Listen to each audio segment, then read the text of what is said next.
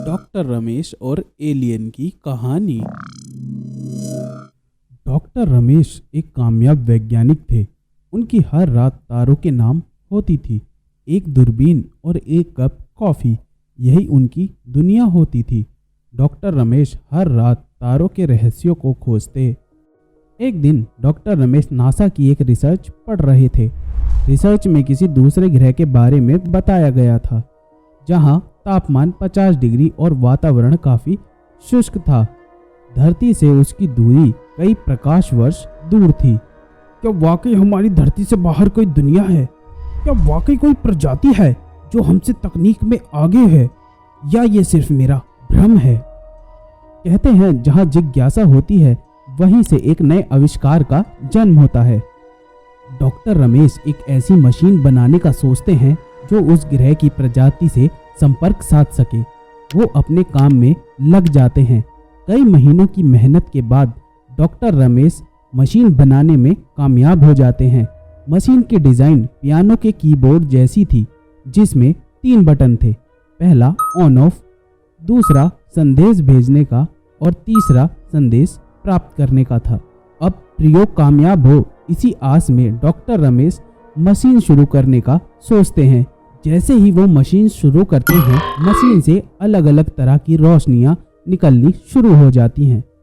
फिर डॉक्टर रमेश दूसरे बटन को दबाते हैं और संदेश में अपने प्लेनेट के चित्र, लोगों के रहन सहन और आवाज़ें, ऑडियो वीडियो सब एक डिजिटल तरंगों के माध्यम से स्पेस में छोड़ देते हैं। अगर वाकई में कोई एलियन है तो हमारे संदेश उन तक पहुंच जाएं, जिससे कि वो हमारे बारे में जान सके। डॉक्टर रमेश लगातार 1 महीने तक संदेश भेजते रहते हैं, पर रिजल्ट कुछ नहीं निकलता। एक रात जब डॉक्टर रमेश सो रहे होते हैं, तभी वो महसूस करते हैं जैसे कोई उन्हें कुछ कहना चाहता हो। जब वो आंखें खोलते हैं तो वो अपने आप को एक नए ग्रह पर पाते हैं। वो ये देखकर चौंक जाते हैं और कहते हैं, यह तो वही ग्रह है जिसके बारे में मैंने नासा की रिसर्च में पढ़ा था। इतने में ही एक एलियन डॉक्टर रमेश के पास आता है। वह एलियन दिखने में काफ़ी अजीब था। उसकी 3 आंखें, बहुत सारी टांगे और हरी मोटी खाल थी। वो एलियन जैसे ही डॉक्टर रमेश की तरफ बढ़ता है, डॉक्टर रमेश डर के मारे किसी तरह जान बचाकर वहां से भागते हैं। उस ग्रह पर मीथेन गैस की मात्रा बहुत अधिक थी, जिससे कि वहां सांस लेने में बहुत तकलीफ हो रही थी। डॉक्टर साहब अपनी जान बचाकर इधर उधर भाग रहे थे। तभी अचानक उन्हें एक अंतरिक्ष यान दिखाई देता है, जहां वो गार्ड से बचते हुए अंतरिक्ष यान में दाखिल हो जाते हैं। वहां वो एक स्क्रीन पर वही संदेश देखते हैं जो उन्होंने स्पेस में भेजा था, और वह समझ जाते हैं कि ये एलियन उनके भेजे गए संदेशों की वजह से ही उन्हें यहाँ लाया है। तभी वो एलियन वहाँ आ जाता है और बोलता है, हेलो डॉक्टर रमेश, हमें आपका संदेश मिला, इसलिए हम आपको यहाँ लाए हैं। कैसी लगी हमारी दुनिया?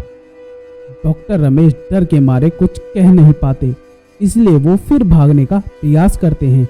एलियन जैसे ही उनकी तरफ आगे बढ़ता है, वो चिल्ला पड़ते हैं, जाओ बचाओ, मुझे छोड़ दो। तभी एक आवाज गूंजती है, उठ जाइए, ऑफिस जाने का टाइम हो गया है। यह तो राधिका थी, डॉक्टर रमेश की पत्नी। डॉक्टर रमेश बोलते हैं, वो एलियन कहाँ गए? कौन से एलियन? आप ज्यादा काम ना करें, आराम करें। डॉक्टर रमेश आज भी उस बात को याद करके सोचते हैं, क्या वो सच था या सपना? आपको क्या लगता है दोस्तों?